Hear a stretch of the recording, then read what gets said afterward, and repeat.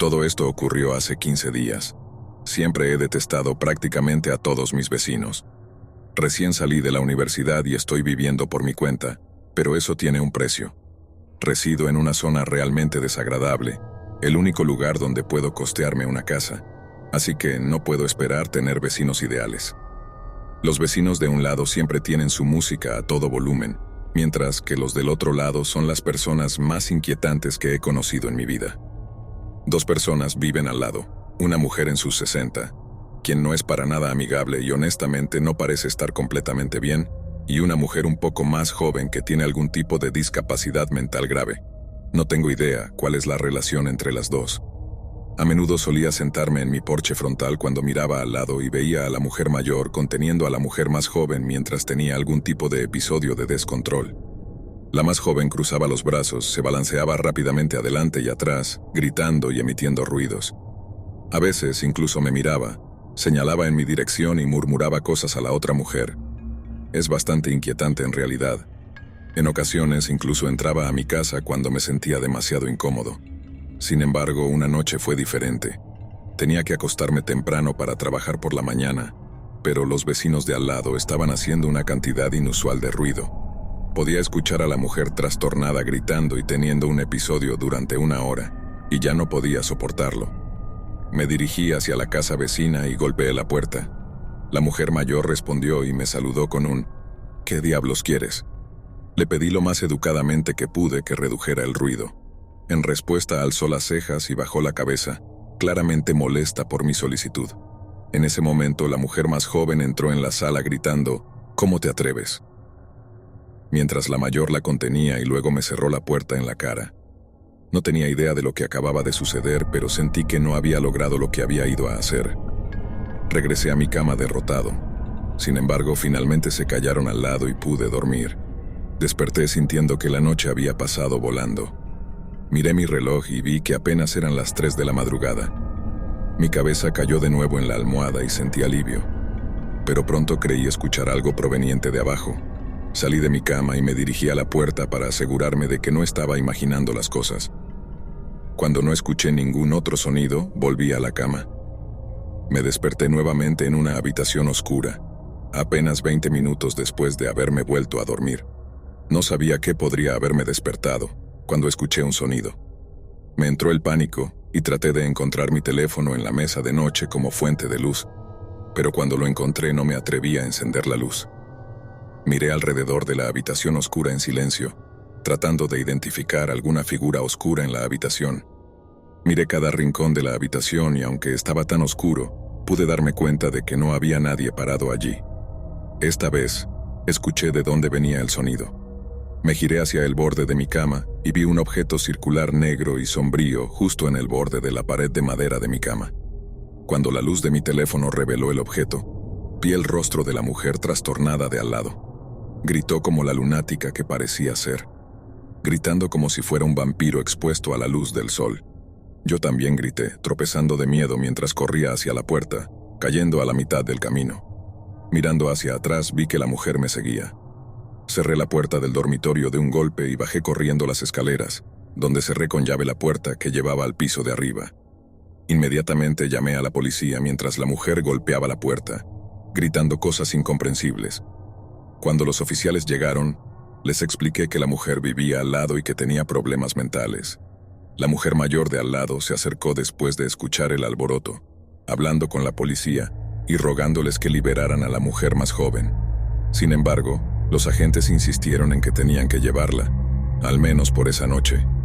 Uno de los oficiales me preguntó si quería presentar cargos, y mientras lo preguntaba, la mujer mayor me lanzó la mirada más malévola y llena de odio imaginable. Opté por no presentar cargos, pero su mirada no cambió. Los oficiales se llevaron a la mujer mayor mientras ella continuaba fijando su mirada en mí mientras regresaba a su casa.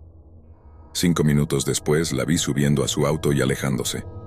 Estas dos mujeres siguen viviendo al lado de mí, y estoy seriamente considerando mudarme porque la mujer siniestra de al lado deja en claro que me desprecia. He llegado a la conclusión de que la mujer con problemas mentales no solo es aterradora, sino también potencialmente peligrosa.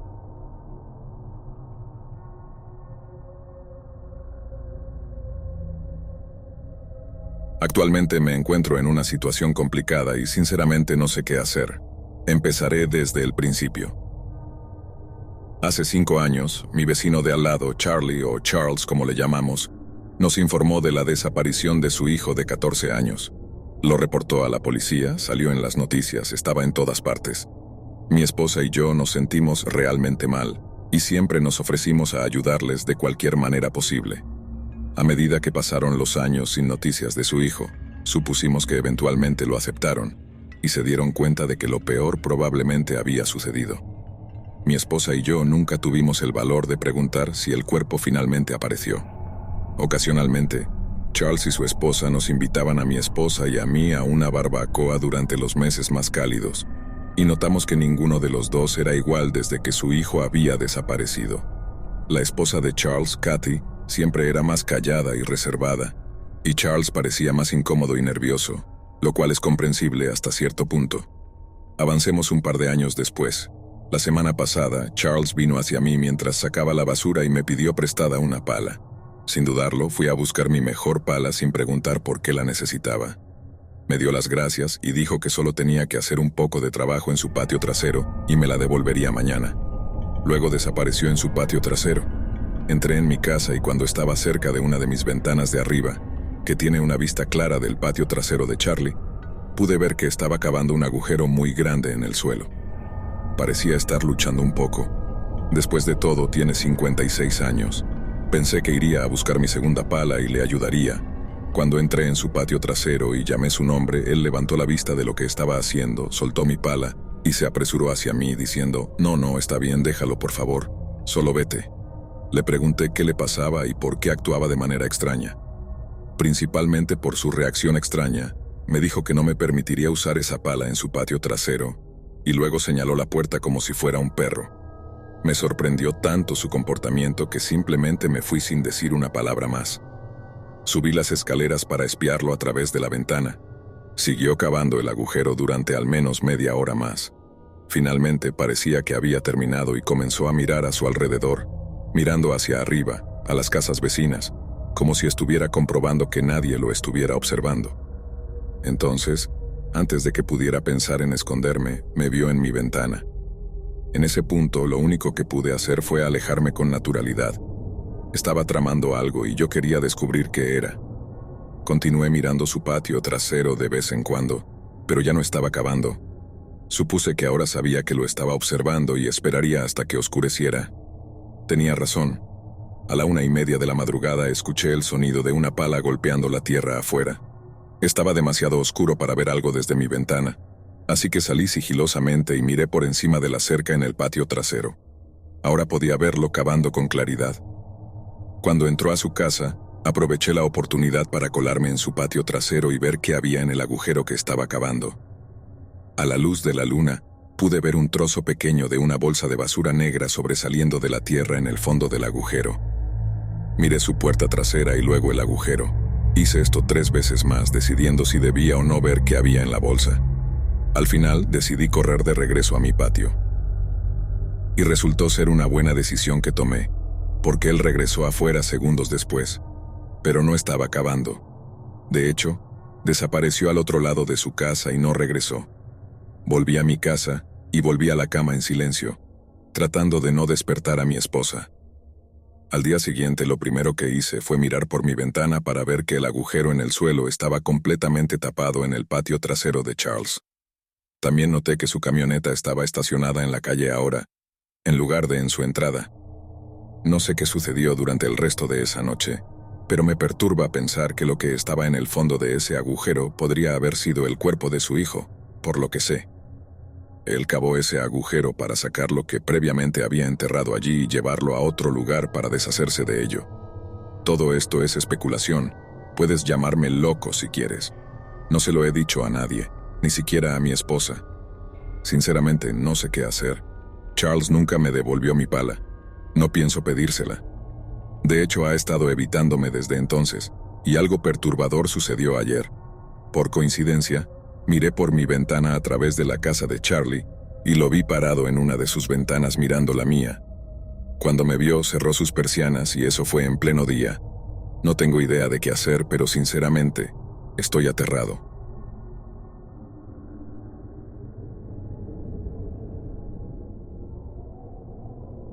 He vivido en 3 casas a lo largo de mi vida. También con mi familia en mi casa actual. En la primera casa vivimos solos, durante los primeros 15 años de mi vida, y en la segunda casa los siguientes 7, antes de mudarme a mi hogar actual. Esta experiencia ocurrió en mi primer hogar, cuando tenía 15 años, en los últimos meses de la residencia de mi familia en esa casa. No recuerdo que mi familia fuera realmente amigable con los vecinos. De hecho, había 2 niños viviendo al lado con su papá, a quienes mi hermano y yo solo habíamos hablado quizás 1 o 2 veces en toda nuestra vida. Por extraño que parezca, conocíamos los nombres de ambos, Enrique y Tomás. Un día, mi hermano y yo estábamos afuera jugando al baloncesto en la entrada, cuando uno de los chicos de al lado salió y se acercó, iniciando una conversación. No recuerdo las palabras exactas que intercambiamos, pero sí recuerdo que lo primero que nos preguntó fue si era cierto que nos íbamos a mudar. Siendo el hermano mayor, fui quien habló más, si no es que casi todo. Tomás tenía probablemente mi misma edad, aunque nunca lo pregunté. Al final de la conversación me invitó a acompañarlos a él y a su hermano a disparar con rifles de aire a orillas del río, en el bosque al final de la calle. Al día siguiente acepté, ya que era fin de semana y no tenía otros planes. Mi hermano pequeño preguntó si también podía venir en el último momento, no asumiendo que estaba automáticamente invitado. Tomás asintió y luego se fue. Al día siguiente, poco antes del anochecer, Enrique y Tomás tocaron el timbre. Fuimos rápidos en responder, ya que nuestros padres no sabían que íbamos a salir a disparar rifles de aire. Caminar por la acera con Enrique y Tomás vestidos con equipo de camuflaje y llevando una bolsa de rifles de aire era realmente extraño. La seriedad con la que estos dos se tomaban esto nos pareció muy extraña a mi hermano y a mí, y tuvimos que hacer esfuerzos para no reírnos varias veces por ello. Llegamos al bosque sin haber hablado muchas palabras. Ya podía notar que estos dos eran distintos a otros chicos que habíamos conocido hasta ese momento. Tomás dejó la bolsa en el suelo y la abrió mientras Enrique arrancaba una rama de un árbol y la arrojaba al río. Mi hermano y yo nos miramos nuevamente, esta vez reprimiendo la risa con más dificultad. Tomás sacó unos cuantos rifles y nos los entregó, a mí y a mi hermano. Y ahí fue cuando Tomás nos soltó la bomba y nos dijo que eran rifles de verdad. Enrique sacó una de las armas cargadas de la bolsa y comenzó a disparar a los árboles al otro lado del río. Cuando me di cuenta de que no bromeaba acerca de que las armas eran reales, me inundó una mezcla de enojo y confusión. Tomé el rifle de las manos de mi hermano y los volví a poner ambos en la bolsa. Les dije que no nos sentíamos cómodos con esto y que teníamos que irnos. Enrique dejó de disparar, y ambos nos miraron con expresiones que parecían a medio camino entre la ira y la confusión. Uno de los chicos nos lanzó una palabra malsonante mientras nos alejábamos. Siempre tuve la sensación de que estos dos eran chicos problemáticos, pero esto lo confirmó. Le dije a mi hermano que no volviera a hablar con ellos durante el resto del tiempo que viviéramos allí. Esa noche en la mesa durante la cena, le contamos a nuestros padres que esos chicos eran realmente problemáticos, pero no mencionamos lo del arma. Me desperté esa noche con una ráfaga de aire frío golpeándome en la cara. Mi ventana estaba completamente abierta. Sentí algo duro presionando la parte trasera de mi cabeza mientras miraba por la ventana y alguien detrás de mí hizo «shh». De alguna manera no grité ni salté, simplemente me mantuve tranquilo. Pude entender lo que estaba pasando sorprendentemente rápido. Escuché la voz de Enrique susurrando detrás de mi cabeza. Me dijo que si alguna vez le contaba a alguien, especialmente a su papá, sobre las armas o la visita, volvería y me mataría a mí y a toda mi familia. Respondí con voz suave y temblorosa. «Está bien». Empujó mi cabeza con su arma antes de irse por mi ventana. Todas las noches durante meses, atrapaba a Enrique o a Tomás en una ventana específica de su casa, mirando hacia mi cuarto o el de mi hermano. Su comportamiento se volvía cada vez más extraño a medida que nos acercábamos a la fecha de nuestra mudanza. Justo una semana antes de irnos, una noche alrededor de la 1 de la madrugada, una roca fue lanzada a mi ventana. Abrí la ventana y vi a Enrique apuntando con una pistola hacia ella, sintiéndome como si fuera a morir. Salté al suelo solo para escuchar a los dos chicos estallar en risas. Escuché a uno de ellos referirse a mí con un término despectivo. Hubo otras 2 instancias esa semana en las que los 2 chicos acosaron a mi hermano o a mí, y finalmente no pude pensar en un momento más perfecto para mudarnos y salir de allí.